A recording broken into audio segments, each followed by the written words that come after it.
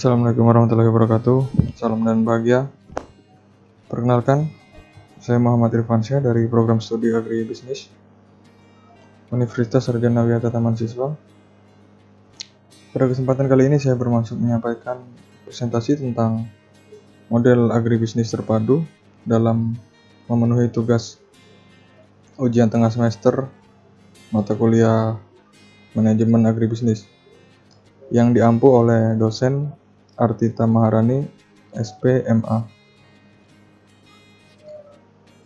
Baiklah, sebelum melanjutkan pembahasan, sedikit saya jelaskan mengenai sistem pertanian terpadu atau sistem agribisnis terpadu.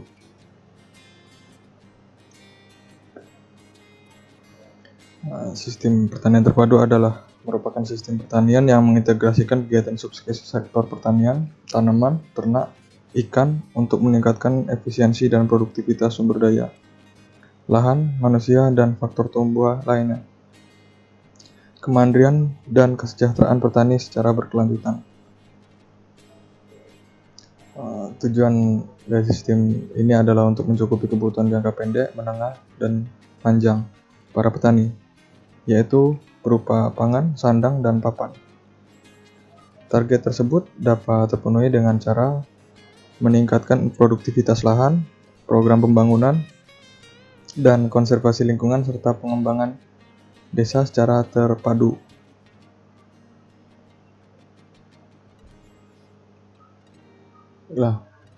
Konsep penerapan sistem agribisnis terpadu tanaman dan ternak adalah suatu sistem pertanian yang dicirikan oleh keterkaitan yang erat antara komponen tanaman dan ternak dalam suatu wilayah usaha tani atau dalam suatu wilayah. Jadi konsepnya ini terdiri dari 4 elemen, yaitu food, feed, fuel, dan fertilizer. Apa itu food? Pertanian terpadu diharapkan dapat menghasilkan pangan yang lebih beragam seperti beras, sayuran, daging, dan ikan, dan lain sebagainya. Selanjutnya feed. Feed adalah limbah dari pengolahan pupuk pertanian seperti dedak dan bugil jagung. Itu masih dapat diolah kembali menjadi konsentrat sebagai pakan ternak dan perikanan. Fuel. Fuel ini adalah bahan bakar biogas yang dapat diperoleh dari pengolahan kotoran ternak sehingga dapat mencukupi kebutuhan energi rumah tangga seperti memasak. Fertilizer ini adalah limbah dari kotoran hewan serta pembusukan bahan organik lain sehingga dapat dimanfaatkan untuk pupuk cair dan pupuk padat.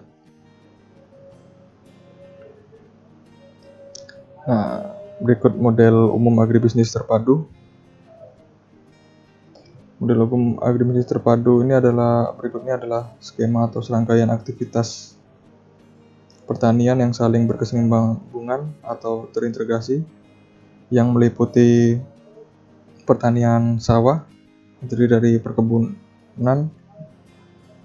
Biasanya komoditasnya adalah padi, kelapa sawit, dan tebu.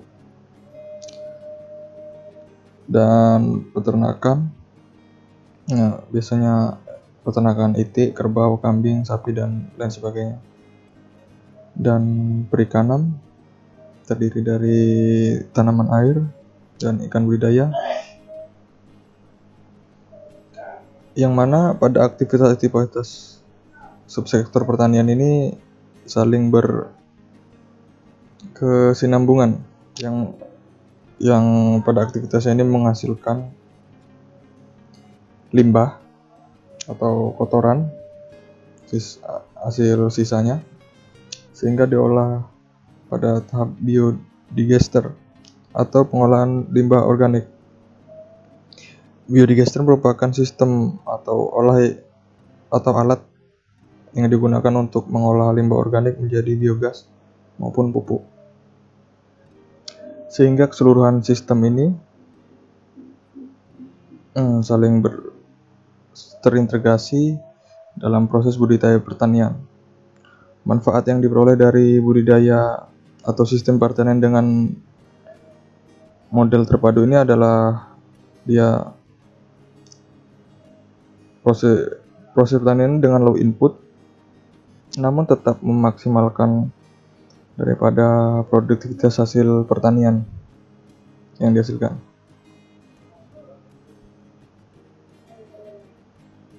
Ya, selanjutnya, berikut contoh model pengembangan agribisnis di lahan sawah.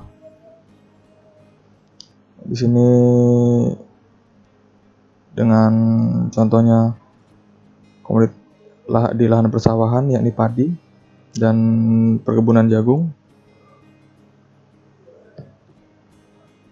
Keduanya ini menghasilkan limbah yang berupa sekam,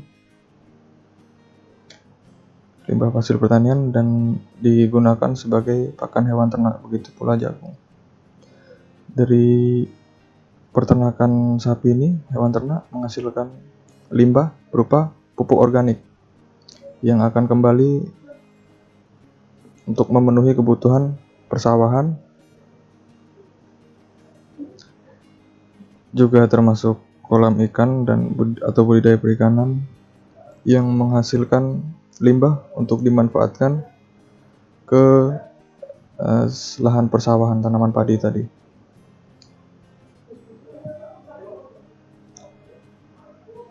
Selanjutnya, aspek pengembangan dari model agribisnis terpadu adalah perlindungan dan pemberdayaan petani. Ini diatur dengan undang-undang, yaitu dalam Undang-Undang Nomor 19 Tahun 2013 tentang Perlindungan dan Pemberdayaan Petani. Dasar hukum Undang-Undang Nomor 19 Tahun 2013 ini tentang perlindungan dan pemberdayaan petani adalah pada pasal 20, pasal 21, pasal 28H, pasal 33 ayat 3 Undang-Undang Dasar Republik Indonesia tahun 1945 dan Undang-Undang Nomor 41 tahun 2009 tentang perlindungan lahan pertanian pangan berkelanjutan. Ada di dalam Lembaran Negara Republik Indonesia tahun 2009 nomor 149 tambahan Lembaran Negara Republik nomor 5068. Pembangunan pertanian yang berkelanjutan membutuhkan hal-hal berikut ini: pendidikan sistem pertanian, kredit produksi, kegiatan gotong royong oleh para petani, perbaikan dan perluasan lahan atau tanah pertanian, perencanaan nasional untuk pembangunan pertanian. Pemerintah terus berusaha untuk meningkatkan pendapatan petani. Keberpihakan pemerintah terhadap petani ditunjukkan oleh banyaknya program yang diluncurkan, baik secara teknis maupun secara finansial. Meskipun tidak semua program ini mampu memberikan hasil yang signifikan.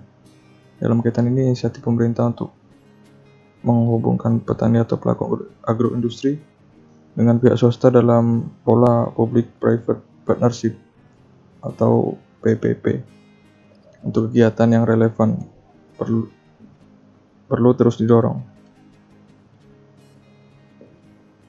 Nah, PPP ini tadi adalah suatu program dari pemerintah untuk menggandeng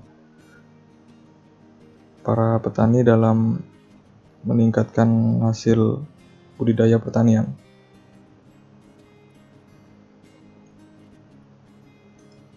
Baiklah, sekian presentasi yang dapat saya sampaikan. Kalau ada salah kata, saya mohon maaf. Semoga bermanfaat. Terima kasih.